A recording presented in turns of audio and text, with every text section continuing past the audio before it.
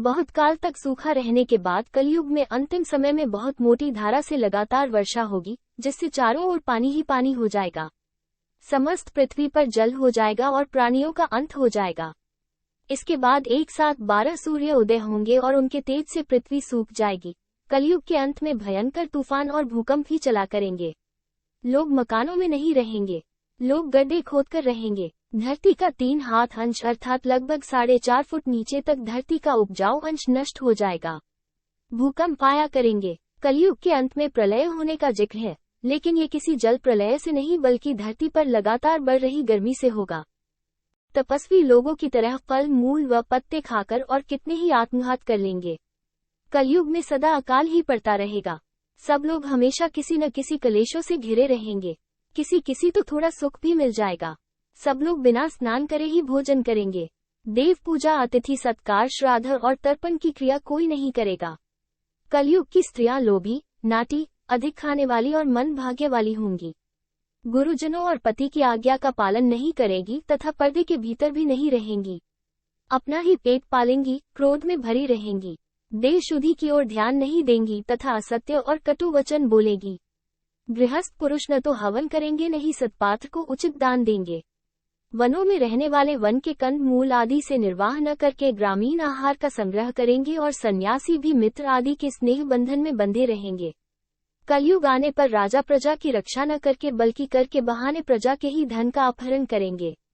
अधम मनुष्य संस्कारहीन होते हुए भी पाखंड का सहारा लेकर लोगों ठगने का काम करेंगे। उस समय पाखंड की अधिकता और अधर्म की वृद्धि होने से लोगों की आयु कम होती चली जाएगी। उस समय घोर कलयुग आने पर मनुष्य 20 वर्ष तक भी जीवित नहीं रहेंगे। उस समय लोग मंदबुद्धि, व्यर्थ के चिन्ह धारण करने वाले, बुरी सोच वाले होंगे। लोग ऋण चुकाए बिना ही हड़प लेंगे तथा जिसका शास्त्र में कहीं विधान नहीं है ऐसे यज्ञों का अनुष्ठान होगा। मनुष्य अपने को ही पंडित समझेंगे और बिना प्रमाण के ही सब कार्य करेंगे। तारों की ज्योति फीकी पड़ जाएगी, 10 दिशाएं विपरीत होंगी। पुत्र पिता को तथा बहुएं सास को काम करने भेजेंगी। कलयुग में समय के साथ साथ मनुष्य वर्तमान पर विश्वास करने वाले, शास्त्र ज्ञान से रहित, दंभी और अज्ञानी होंगे। जब जगत के लोग सर्वभक्षी हो जाएं, स्वयं ही आत्मरक्षा के लिए विवश हो तथा राजा उनकी रक्षा करने में असमर्थ हो जाएंगे, तब मनुष्यों में क्रोध लोभ की अधिकता हो जाएगी। कलयुग के अंत के समय बड़े बड़े भयंकर युद्ध होंगे। भारी वर्षा, प्रचंड आंधी और जोरों की गर्मी पड़ेगी। लोग खेती काट लेंगे, कपड़े चुरा लेंगे, पानी पीने का सामान और पेटियां भी चुरा ले जाएंगे। चोर अपने ही जैसे चोरों की संपत्ति चुराने लगेंगे। हत्यारों की भी हत्या होने लगेगी। चोरों से चोरों का नाश हो जाने के कारण जनता का कल्याण होगा। युज्ञान काल में मनुष्यों की आयु अधिक से अधिक 30 वर्ष की होगी।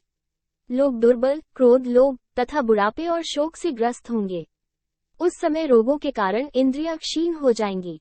फिर धीरे धीरे लोग साधु पुरुषों की सेवा, दान, सत्य एवं प्राणियों की रक्षा में तत्पर होंगे। इससे धर्म के एक चरण की स्थापना होगी। उस धर्म से लोगों को कल्याण की प्राप्ति होगी। लोगों के गुणों में परिवर्तन होगा और धर्म से लाभ होने का अनुमान होने लगेगा। फिर श्रेष्ठ क्या है, इस बात पर विचार करने से धर्म ही श्रेष्ठ दिखाई देगा। जिस प्रकार क्रमशः धर्म की हानि हुई थी, उसी प्रकार धीरे धीरे प्रजा धर्म की वृद्धि को प्राप्त होगी। इस प्रकार धर्म को पूर्ण रूप से अपना लेने पर सब लोग सत्ययुग देखेंगे।